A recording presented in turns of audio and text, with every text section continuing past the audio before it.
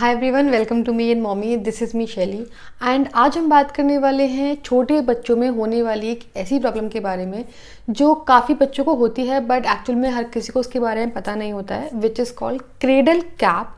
तो अगर आपके बच्चे को आपको दिख रहा है कि उसको कुछ डैंड्रफ जैसा कोई प्रॉब्लम हो रहा है सर में, या उसकी स्कैल्प बहुत ड्राई है, बहुत पपड़ी सी उसके ऊपर जम रही है, तो प्लीज़ वीडियो को लास्ट तक ज़रूर देखें। इस वीडियो में हम एक्चुअली बात करने वाले हैं कि क्रेडल कैप क्या होता है, कैसे उसे आप घर पे ही ट्रीट कर सकते हैं। इसके अलावा ऐसी कौन सी कंडीशन होती है रिलेटेड टू क्रेडल कैप जिसमें आपको डॉक्टर के पास जाने की जरूरत पड़ती है। तो वीडियो अगर आपको पसंद आए तो लाइक जरूर कीजिए, इसके अलावा चैनल को भी जरूर सब्सक्राइब कीजिए। तो फटाफट से हम वीडियो स्टार्ट करते हैं।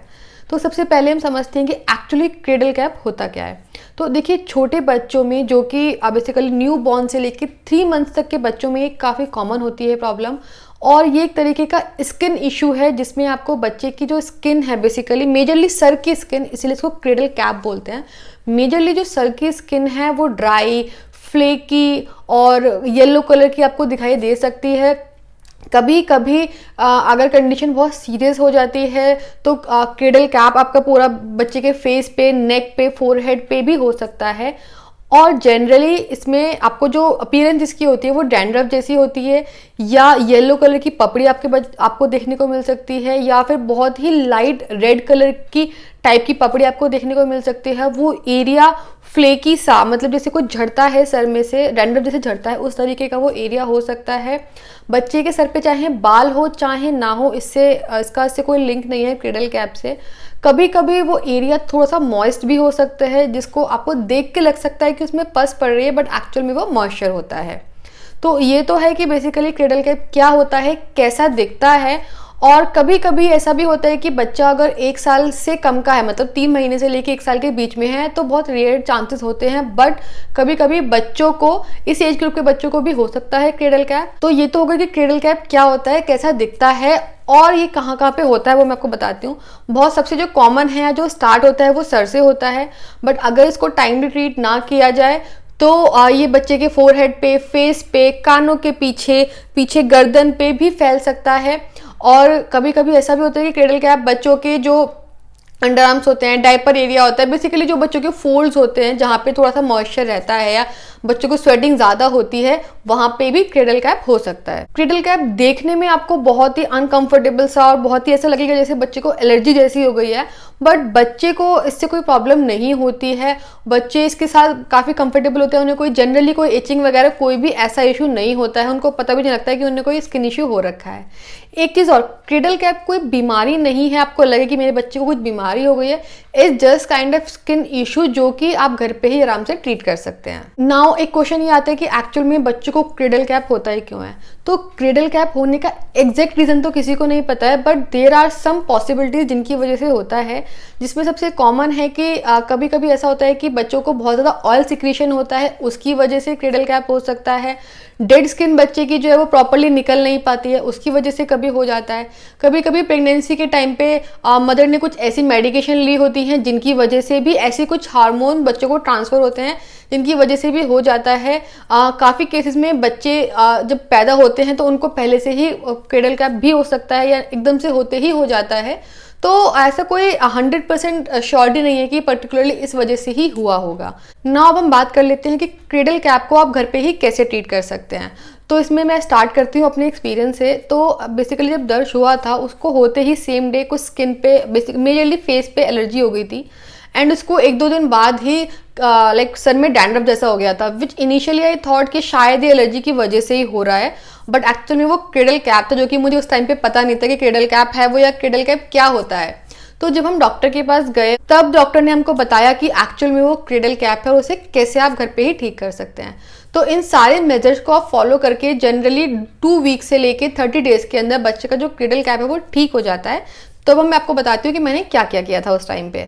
तो सबसे पहला और इम्पॉर्टेंट रूल है कि आपको बच्चे के ड्राई स्कैल्प को कभी भी ना तो इच करना है, ना उसमें कॉम्ब करना है, ना ही उसको पपड़ी को हटाने की कोशिश करनी है।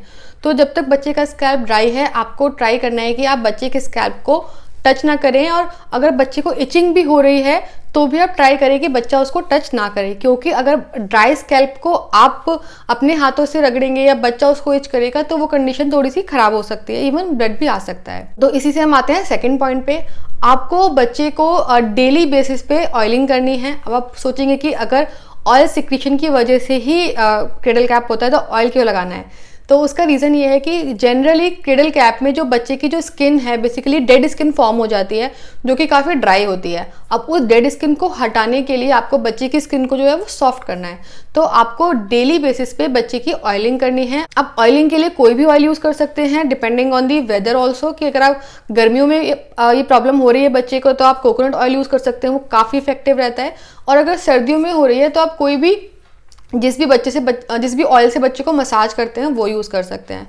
मेरे केस में ये प्रॉब्लम मैंने विंटर्स में फेस की थी, तो मैं दर्श का मसाज ऑयल जिसमें जो कि मेजरली ऑलिव ऑयल होता था, मसाज ऑयल या जो जॉनसन्स का जो बेबी ऑयल आता है वो यूज़ कर लेती थी। तो डिपेंडिंग ऑन दी वेदर आप कोई भी ऑयल यूज़ कर सकते हैं। आपको अच्छी क्वांटिटी में ऑयल लेके बच्चे की स्कैल्प को मसाज करना है।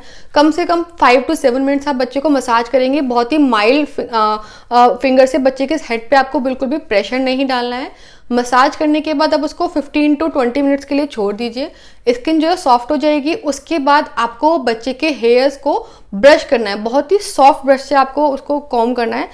यहाँ पे मैं आपको दिखा देती हूँ कि एक मैंने जो यूज़ किया था ये बहुत ही सॉफ्ट ब्रश है। अगर इफ़ यू कैन सी, इसका लिंक मैं डिस्क्रिप्शन बॉक्स में डाल दूंगी इन केस यू वांटेड। तो इससे मैं ऑयल करने के बाद इससे मैं हल्के हल्के हाथों से दर्श को कोम कर देती थी, जिससे जो डेड स्किन होती है या जो भी वो क्रेडल कैप की वजह से जो पपड़ी जम गई होती है वो निकल आती थी। नाउ आता है थर्ड पॉइंट। आपको ऑयल बच्चे के सर में बहुत लंबे टाइम तक नहीं रखना है। मैक्सिमम 1 घंटे के अंदर अंदर आपको बच्चे को हेड वॉश कर देना है। अब हेड वॉश के लिए आप कोई भी बेबी शैम्पू यूज़ कर सकते हैं।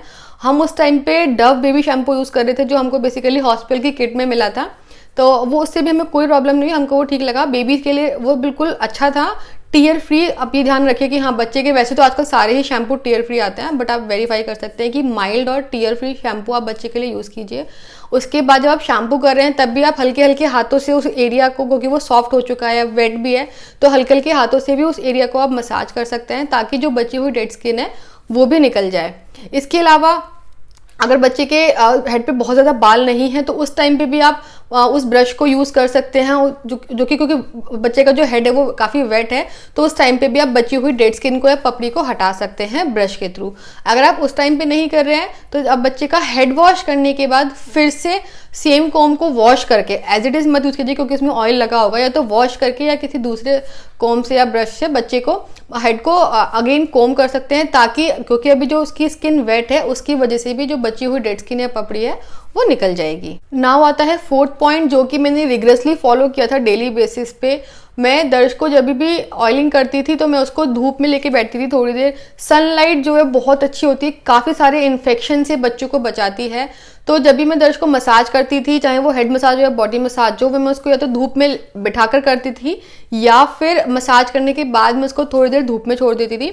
और मेजरली उसका सर उस टाइम पे खुला छोड़ती थी मैं, ताकि उसके सर को अच्छे से धूप मिले और जो भी छोटे मोटे इन्फेक्शन है, बैक्टीरिया है, जो भी है क्रेडल कैप की वजह से अगर कुछ भी हो रहा है तो वो सब कुछ ऑटोमेटिकली क्लीन हो जाए। तो ये भी आप ट्राई कर सकते हैं। और वैसे भी छोटे बच्चों को तो धूप दिखाना बहुत ही अच्छा होता है, इवन डॉक्टर्स भी बोलते हैं बच्चों को धूप दिखाने के लिए। नेक्स्ट पॉइंट आता है कि आपको इस केस में बच्चे के हेड की हाइजीन आपको मेंटेन रखनी ही है। अगर आप बच्चे को डेली बेसिस पे शैम्पू नहीं भी कर रहे हैं तो भी आप उसको बहुत ही फिर माइल्ड सा हेयर ऑयल डालिए। जैसे कि जिस दिन मैं उसको हेयर वॉश नहीं करती थी, या क्योंकि उस टाइम पे विंटर्स थी, उसको मैं बात नहीं कराती थी, तो मैं उस दिन बेसिकली जो जॉनसन्स का काफ़ी लाइट हेयर ऑयल होता है वो यूज़ करती थी। और उसके बाद में उसको कॉम्ब करके फिर मैं इसको स्पॉन्ज से क्लीन कर देती थी, ताकि उसके सर में बहुत एक्सेस ऑयल ना रहे, क्योंकि एक्सेस ऑयल से भी बच्चों को और प्रॉब्लम ज़्यादा हो सकती है, क्योंकि जो ऑयल होता है बहुत इजीली डर्ट को कैच कर लेता है। तो आपको ये भी ध्यान रखना है कि आप बच्चे के हेड की ओवरऑल हाइजीन भी मेंटेन करके रखें। नाउ नेक्स्ट पॉइंट आता है मेडिकेशन को लेकर। अगर आप बच्चे को ब्रेस्ट फीड करा रहे हैं तो अगर आप कोई भी मेडिसिन ले रहे हैं तो आप एक बार डॉक्टर से ज़रूर कंसल्ट कीजिए कि कहीं उस मेडिसिन का कोई साइड इफेक्ट बच्चे के ऊपर तो नहीं हो रहा है। बहुत रेयरली ऐसा होता है क्योंकि डॉक्टर्स ऑब्वियसली ध्यान रखते हैं कि मदर होती है जो ब्रेस्ट फीड कराते हैं उनको क्या मेडिकेशन देनी है, बट टू बी 100% श्योर आप एक बार डॉक्टर से इसके लिए भी चेक कर सकते हैं। एंड आप बच्चे को बिना डॉक्टर से बात किए कोई भी दवाई मत दीजिए, कोई भी ऑइंटमेंट है, कोई भी लोशन आपको लगाने की ज़रूरत नहीं है। आप सिर्फ अगर बच्चे का डेली जो क्लीनिंग का है वो ध्यान रखेंगे, उसको ऑयलिंग, उसको शैम्पू, उसको कॉम्बिंग रेगुलरली उसको करते रहेंगे डेली बेसिस पे, तो ये कंडीशन जो है अपने आप ही ठीक हो जाएगी। आपको बिना डॉक्टर से बात किए, कंसल्ट किए कोई भी दवाई बच्चे को देने की ज़रूरत नहीं है। नाउ हम बात करते हैं कि ये तो ट्रीटमेंट हो गया कि आप घर पे उसे कैसे ट्रीट कर सकते हैं, बट अगर इन सबको करने के बाद भी कुछ ऐसे सिम्टम्स हैं जो अगर होते हैं तो उस केस में आपको डॉक्टर के पास जाने की ज़रूरत है। तो हम देखते हैं कि वो सिम्टम क्या क्या होते हैं। सबसे पहला और कॉमन सिम्टम तो ये है कि अगर आप बच्चे का डेली हाइजीन का ध्यान रख रहे हैं, उसको daily hair oil, shampoo, brushing कर रहे हैं, फिर भी अगर 7 to 10 डेज या 2 वीक्स के अंदर बच्चे की जो कंडीशन है वो इम्प्रूव आपको नहीं होती हुई दिख रही है, तो आपको डॉक्टर के पास जाना है। या फिर बच्चे की जो कंडीशन है वो खराब हो रही है तो भी आपको डॉक्टर के पास इमीडिएटली जाना है, क्योंकि ऑयलिंग और शैम्पू से बच्चे की कंडीशन में आपको विदिन 3 डेज इंप्रूवमेंट देखने को मिल जाएगा, बट अगर नहीं मिलता है तो आपको डॉक्टर से एक बार बात करनी चाहिए। नाउ नेक्स्ट पॉइंट ये आता है कि अगर आपको लग रहा है कि बेबी को बहुत ज़्यादा इचिंग हो रही है अफेक्टेड एरिया में, चाहे वो हेड हो, चाहे फेस हो, चाहे कोई और एरिया हो, अगर बच्चा बहुत ही अनकंफर्टेबल और बार बार उस एरिया को इचिंग करने की कोशिश करता है तो भी आपको एक बार डॉक्टर से बात करनी चाहिए, क्योंकि इन जनरल क्रेडल कैप में बच्चों को इचिंग बहुत ही रेयरली होती है। नाउ थर्ड सिम्टम आता है कि अगर आपको लग रहा है कि जो बच्चे का जो इन्फेक्टेड एरिया है जहाँ पे क्रेडल कैप आपको दिख रहा है वो बहुत ज़्यादा रेड है, वहाँ से कोई ब्लड आ रहा है, कोई फ्लूइड आ रहा है, बहुत ज़्यादा वार्म है वो टच करने में, तो भी आपको डॉक्टर से एक बार बात करनी चाहिए। ये काफ़ी सीरियस सिम्टम है, इसका मतलब है कि क्रेडल कैप काफ़ी एक्सट्रीम कंडीशन में पहुँच चुका है। उस केस में डॉक्टर आपको कोई ऑइंटमेंट, कोई लोशन, कोई मेडिकेटेड शैम्पू सजेस्ट कर सकते हैं जो कि बच्चे को हेल्प करेगा क्रेडल कैप से रिकवर करने में। So that's it for today's video. I hope के इन सारे पॉइंट से आपको ये समझ में आ गया होगा कि क्रेडल कैप क्या होता है और उसे कैसे ट्रीट करना चाहिए। अगर आपको इस वीडियो से थोड़ी सी भी हेल्प मिले और आपके बेबी का क्रेडल कैप ठीक होता है तो प्लीज़ वीडियो को लाइक ज़रूर कीजिए। इसके अलावा चैनल को सब्सक्राइब करना मत भूलिए, नीचे रेड कलर का सब्सक्राइब का बटन है उसको ज़रूर प्रेस कीजिए। इसके अलावा उसके साइड में एक नोटिफिकेशन बेल भी है जिसको आपको प्रेस करना है, ताकि जितने भी हम बेबी रिलेटेड या पेरेंटिंग रिलेटेड वीडियोज़ लाएँ उन सबका आपको नोटिफिकेशन टाइमली मिलता रहे। And thank you for watching this video.